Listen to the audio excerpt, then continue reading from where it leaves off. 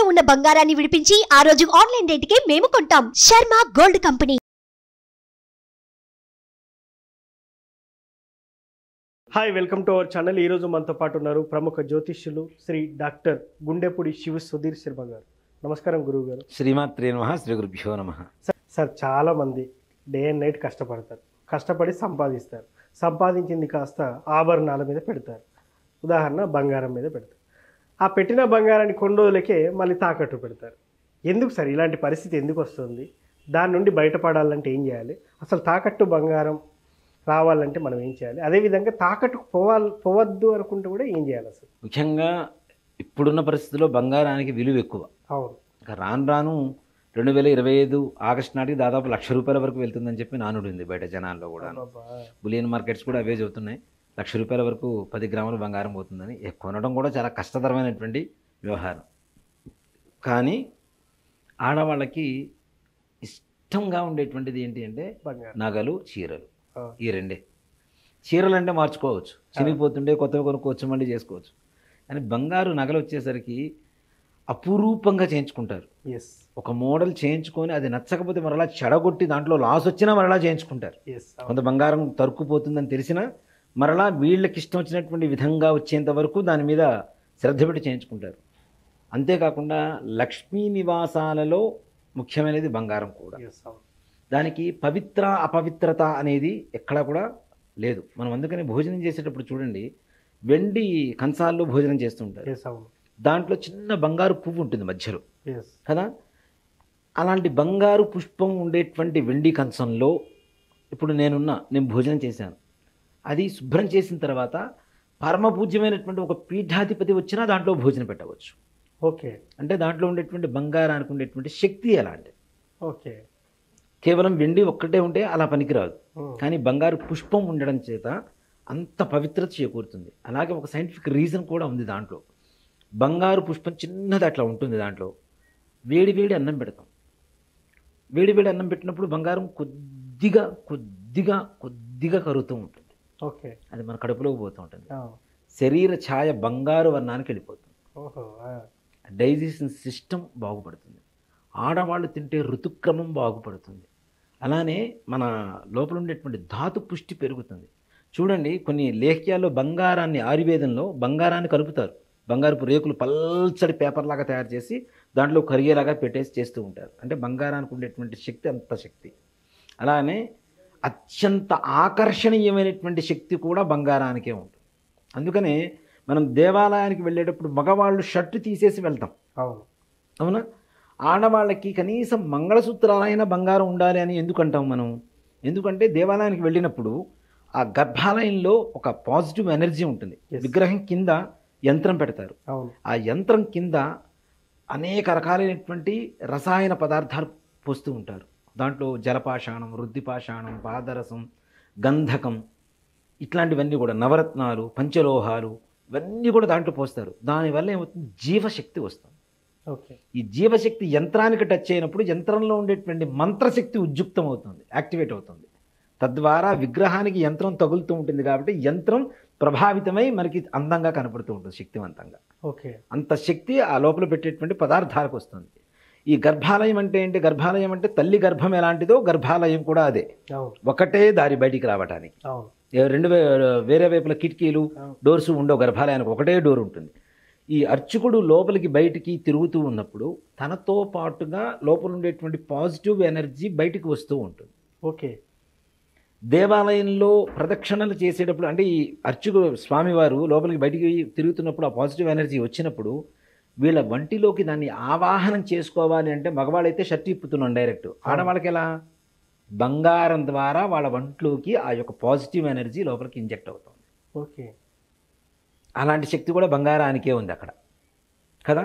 కాబట్టి బంగారం అనేది అంత శక్తివంతమైనది, అలాగే విలువైనటువంటిది ఈ రోజుల్లో. పూర్వకాలంలో నిజంగా ఏదైనా మనం పుణ్యావాచన అని చెప్పి ఒకటి చేస్తాం, శుద్ధి పుణ్యావాచన. ఏం చేసినా విఘ్నేశ్వర పూజ, అస్థలం, ఆత్మ ద్రవ్య స్థల పదార్థ శుద్ధ్యర్థం.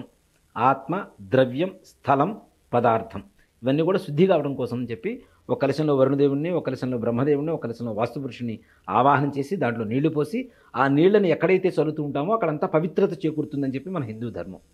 ఆ పుణ్యాహవాచన చేయించినటువంటి బ్రాహ్మడికి కూడా మనసోత్సాహ అపరిమిత హిరణ్యం తుభ్యమహం సంప్రదతే నమమ అని చెప్పి ఒక మంత్రం ఉంటుంది.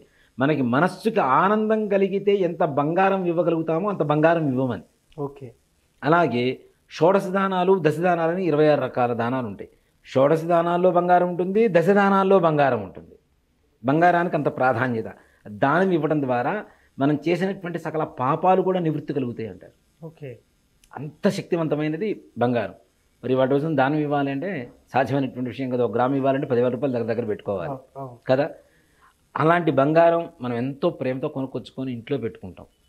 అది నిజంగానే అవసరమైన సమయంలో మనల్ని ఆదుకుంటుంది అనేటువంటి భావనతో కొనుక్కునేటువంటి వాళ్ళు కొంతమంది తీసుకెళ్ళి తాకట్టు పెట్టుకొని డబ్బులు తెచ్చుకోవడం, ఖర్చు పెట్టుకోవడం, మరలా ఏదో డబ్బులు వచ్చినప్పుడు కొద్ది కొద్దిగా కట్టడం, తెచ్చుకోవడం.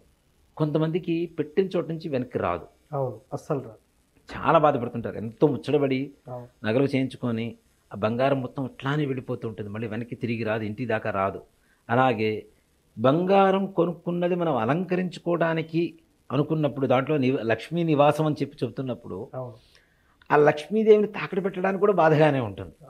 మాటి మాటికి తీసుకెళ్ళి ఈ బంగారం కొనటమే బాగాలేదురా, మాట్లాడితే అత్తగారింటికి పోతుంది అంటుంటారు, తాకడికి పోతుందని చెబుతుంటారు. అది కూడా బాధాకరమైనటువంటి విషయమే. అలాంటి పరిస్థితులు రాకుండా పెట్టిన తాకట్టు పెట్టిన బంగారం వెనక్కి రావడానికి, మరలా తాకట్టు పెట్టకుండా ఉండడానికి, అసలు కొనుక్కున్నటువంటి బంగారం అసలు తాకట్టు పెట్టకుండా ఉండడానికి మంచి పరిహారం ఒకటి ఉంటుంది. ఇది తంత్ర పరిహారం. ఒక మాట చెప్పాలంటే మనం పూర్వకాలంలో బంగారాన్ని దేంతో తూచేవాళ్ళం?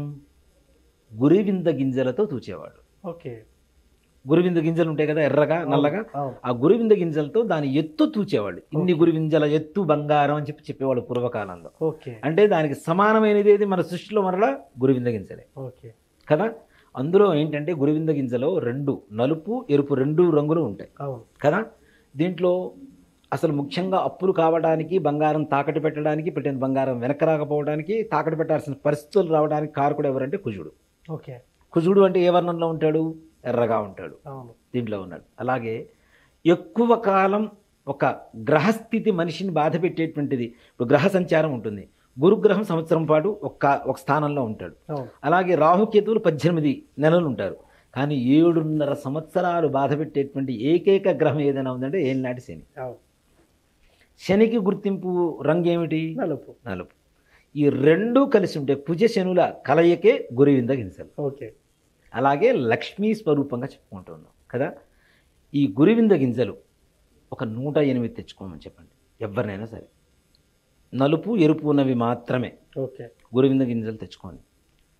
ప్రతినిత్యం లక్ష్మీ అమ్మవారి పట్టం కావచ్చు, విగ్రహం కావచ్చు, లేదు మాకు ఇంట్లో ఇవన్నీ కూడా కుదరవు, ఏదైనా దేవాలయానికి, విష్ణుమూర్తి దేవాలయానికి వెళ్తే, విష్ణుమూర్తి అంటే పక్కన సీతాదేవి కావచ్చు, లేదంటే రుక్మిణీదేవి కావచ్చు, రాధాదేవి కావచ్చు, పద్మావతి అమ్మవారు కావచ్చు, విష్ణుమూర్తి పక్కన లక్ష్మీదేవే ఇన్ని స్వరూపాల్లో ఉంటుంది కాబట్టి లక్ష్మీదేవిగానే ఉంటుంది కాబట్టి దేవాలయం కావచ్చు. ప్రతినిత్యం ఈ గురివింద గింజలు తీసుకొని 108 గురివింద గింజలు తీసుకొని ఒక ప్లేట్లో పెట్టుకోండి. ఒకటి తీసుకోండి, ఒక మంత్రం చెప్తాం. ఈ మంత్రాన్ని ఒకసారి చదివి దీన్ని పక్కన పెట్టుకోండి. ఓకే. మరలా ఇంకోటి తీసుకోండి, మరలా ఇంకోసారి అదే మంత్రం అని చెప్పి మరలా దీంట్లో పెట్టుకోండి. ఇలా కౌంట్ మీద మీరు కాన్సన్ట్రేట్ చేయాల్సిన అవసరం లేదు. ఓకే. 108 ముందుగానే కౌంట్ చేసుకున్నాం కాబట్టి దాని మీద మనకి ఆలోచన అనేది ఉండదు కదా. జపమాల కూడా అందుకోసమే మనం జపం వాడేది కూడా ఎక్కువగా. ముఖ్యంగా ఎక్కడ కూడా మనం దీంట్లో 108 ఉన్నాయి కాబట్టి అది పూర్తయినంత వరకు దాని మీద మనం ధ్యాస పెట్టాల్సిన అవసరం లేదు కదా. కొలికి పూసి తగిలేంత వరకు మనం ధ్యాస పెట్టాల్సిన అవసరం లేదు. కాబట్టి 108 గురివింద గింజలు తీసుకొని ప్రతినిత్యం లక్ష్మీ అమ్మవారిని పరిపూర్ణమైన అనుగ్రహం రావాలి మాకు అని చెప్పి మనస్సులో తలుచుకొని ఓం శ్రీం హ్రీం సిద్ధిదాత్రే నమో నమః, ఓం హ్రీం శ్రీం సిద్ధిదాత్రే నమో నమః ఈ మంత్రాన్ని మరలా మంత్రం ఇంకొకసారి ప్రేక్షకుల కోసం ఓం హ్రీం శ్రీం సిద్ధిదాత్రే నమో నమః అనేటువంటి మంత్రాన్ని ప్రతినిత్యం 108 సార్లు ఒక 41 రోజు పాటు దీక్షగా, అంటే తలస్నానం చేయటం. ఆడవాళ్ళైతే నిత్యం చేయాలంటే కూడా కష్టం కాబట్టి కనీసం శుక్రవారం తలస్నానం చేస్తూ, మగవాళ్ళు నిత్యం తలస్నానం చేయొచ్చు. ఇంట్లో ఆడవాళ్ళు చేయొచ్చు, మగవాళ్ళు చేయొచ్చు. చేసేసి ఈ జపం చేసుకొని అమ్మవారిని మనస్ఫూర్తిగా తలుచుకొని ఈ గురివింద గింజలు ఏవైతే ఉన్నాయో ఇంటికి తీసుకువచ్చుకున్న తర్వాత లేదా ఇంట్లో అయినా సరే ఉప్పు ఒక చిన్న మట్టి పాత్ర తీసుకొని ఉప్పు పోసుకొని, దొడ్డుప్పు అంటే మన క్రిస్టల్ సాల్ట్ అంటాం కదా, ఎస్. గళ్ళ ఉప్పు అంటాం. ఈ గళ్ళ ఉప్పును పోసుకొని దాంట్లో అవి పెట్టమని చెప్పండి గురువింద గింజలు. ఓకే. మరలా మరుసటి రోజు పొద్దున్నే దాంట్లోంచి తీసుకోవడం, ఓకే. మళ్ళీ జపం చేసుకోవడం, మరలా దీంట్లో పెట్టుకోవడం. ఈ విధంగా 27 రోజులు కానీ 41 రోజు కానీ పాటు చేస్తే తప్పనిసరిగా మీ బంగారం మీ ఇంట్లోనే ఉంటుంది.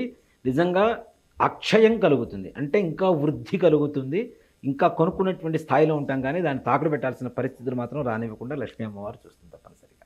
Super sir. తాకట్టు బంగారం ఎలా వెనక్కి రావాలనే అంశం మీద చాలా చక్కటి రెమెడీ చెప్పారు. Thank you very much. శ్రీమాత్రే నమః, శ్రీ గురుభ్యో నమః. చూశారు కదా, తాకట్టులో ఉన్న బంగారం రావాలంటే ఏం చేయాలి అనే దాని మీద రెమెడీ గురువుగారు అయితే చెప్పారు. ఇది వాటి కార్యక్రమం. మరో కార్యక్రమంలో మళ్ళీ కలుద్దాం. Thank you.